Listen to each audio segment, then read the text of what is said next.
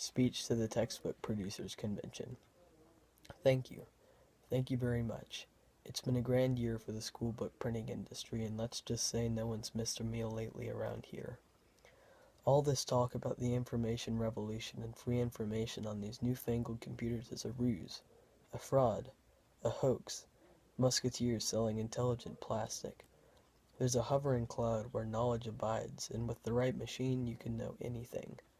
Those of mediocre intelligence, the unfathomably ignorant, even downright morons can tell you Rutherford B. Hayes' middle name with a flick of their thumb.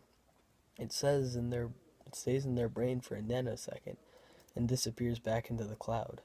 Don't believe me? Ask them the same question tomorrow. And the machines, they just get cheaper every day. And what is a wealth of nothing worth? Good people, the answer is nothing. Our product, however, is one that causes a process called learning that is embedded of facts that find safe, stable place to reside in the human brain to be called back to life in a moment's notice, and the diverse points of view of population of widely varied human interests, individually driven thinkers, and mutually intelligible languages grow as I speak, changing the planet's climate for the warmer, stimulating growth in trees. And where do our paperbacks, our textbooks, even our tombs originate? In trees. Trees need to be harvested, processed, shipped in boxcars and giant box containers. This is expensive to produce, and worth the high price to buy. But it is real, and something is worth something. Thank you for your time. See you at the casino. See you at the golf course.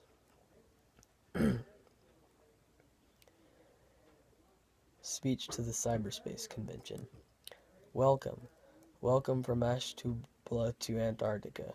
Reading, listening, watching up-to-date information simultaneously translated into every human tongue, liberated at large from the laborious, archaic, man-killing, environmentally insane transmission of information at the cost of deforestation. Misinformation on a protracted scale and people just not plain getting it. And why? For the tortoise-paced waddle through the desert of tortoise conversation? Unlike the elephant, the tortoise remembers almost nothing.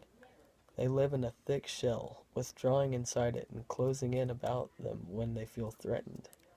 You might say slow and steady wins the race, but that's just not so anymore. Fast, faster, backed by facts. Be the facts occasionally skewed by the speed, they are immediately detected and corrected at the same speed. Yesterday, I read on Facebook that my cousin Cosima in Crete ate 40 eggs for breakfast. The outery of skepticism brought the amount down to 4 within minutes. A much more reasonable protein intake, I'm sure. But I knew and felt immediate relief. I love Cosima, and always envy visiting home, but I do not miss climbing up and down cliffs, raiding seagull nests. The seagulls have always had a kind of nasty seawater taste. It would linger in my mouth for hours, but nobody killed the tree to spread that news, unimportant though it has been, except passably to Cosima's wife, but she might have had complaints as well. All done with a bit of electricity and petroleum byproducts.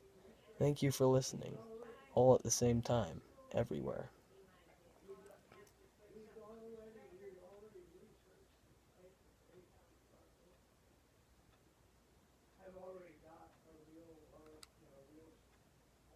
Thank you.